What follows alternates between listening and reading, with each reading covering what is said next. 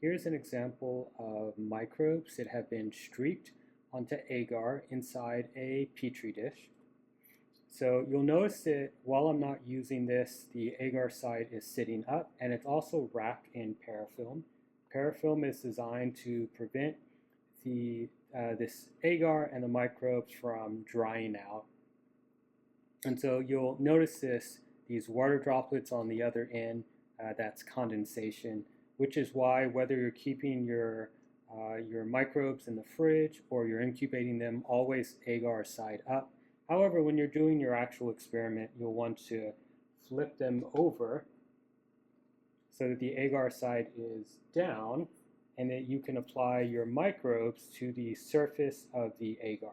So you take this top off, but it's a special technique. You're not going to actually completely remove the top, but I'll demonstrate it with this empty petri dish, but you'll use the hinge method, and then with your inoculating loop, you'll actually streak the surface of the agar. So actually, I'll continue using a empty petri dish for my demonstrations. So there's a couple different patterns you can make on these petri dishes, but the first thing is to always start with a sterile inoculating loop.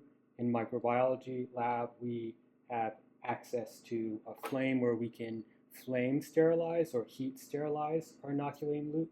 So this is actually called a hooded igniter, and it will ignite the flame.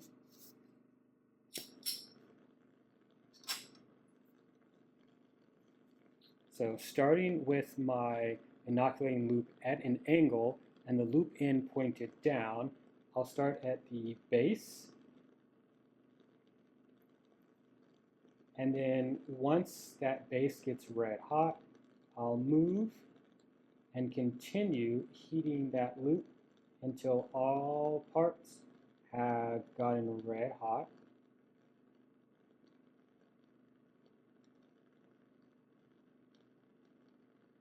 And you'll notice that I'm mostly staying away from that inner cone. That inner cone is actually primarily empty space. So as I lower my inoculating loop into the flame, you'll notice it starts getting red hot way before it actually reaches that inner flame, because that inner flame, again, isn't that hottest part of the inoculating loop. All right, so this is clean. This has been flame sterilized. If I was sampling from this plate, I'd unwrap it first, hinge method, wait for it to cool down. I could tap it to a part of the agar that doesn't have bacteria on it, or I could just wait for it to cool down.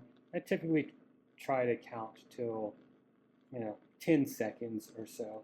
Hinge method, reach in, just touch the colony that I'm interested in on the surface, and then I'm ready to streak it onto a new plate. So there are a couple different streaking patterns you can do. The first one is a continuous streak. It's just one broad zigzag. There's several variations of this. One where you just do a big Z all the way across. One where you do a Z and you stop in the middle. You rotate it and then you do another Z that comes back down. I'll demonstrate that one. So I'll start at the edge, and imagine instead of a Sharpie, I'm using my inoculating loop. I'll make a Z pattern, and there's a Z pattern stopped at the center of the plate. I'll rotate it again, start at the edge, and then make another Z pattern. And then that is a form of a continuous streak. And so I'm not trying to make individual colonies. I'm not streak isolating. I'm just doing a continuous streak.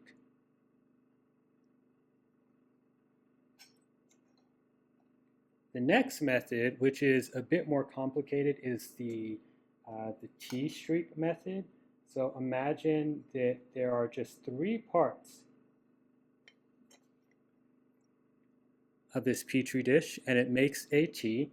I'm going to sterilize my inoculating loop, make sure it's cool, grab some microbes, making sure not to grab too much, because again, this agar surface, it's not incredibly delicate, at least the nutrient agar isn't, but if you use too much force, you can gouge out whole sections of the agar, and you can have chunks in it, and that can actually ruin your experiment. So you'll want to be gentle, almost treat this like it's Jello, and you're trying to take whipped cream off the surface of Jello.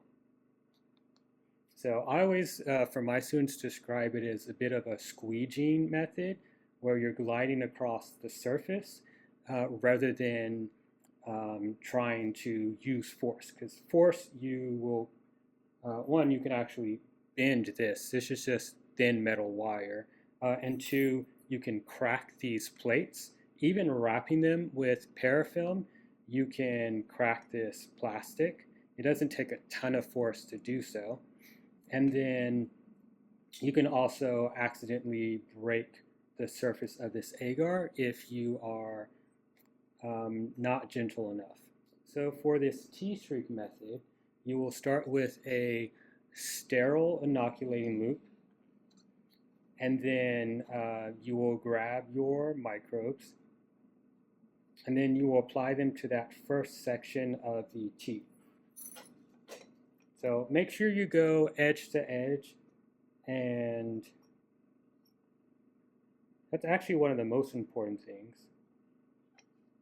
edge to edge. So there you see I've streaked microbes across that top part. The next thing I do is sterilize this inoculating loop again, and then for this second quadrant, I will actually start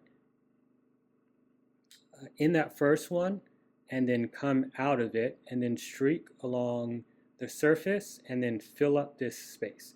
I'm not going to cross over a second time into that first quadrant. So I'm going to start in that first space, leave out, and then fill out that third spot. In reality, it's going to be kind of hard to visualize this because you're not really going to be able to see the, I'm using a Sharpie for demonstration, but if you're using bacteria and inoculating loop, you're going to have to eyeball it a little bit. And if you look closely enough, you can actually see a little bit of a pattern from your inoculating loop onto the surface of an agar, but it's going to be really subtle if you did it correctly. All right, so I made this second quadrant. I started in the first one, I exited out, then I filled out this second spot without crossing over a second time into that first one. All right, then I'm going to sterilize my loop again, and then I'm going to start in that second quadrant, exit out of it, and then proceed to fill out the rest of that space.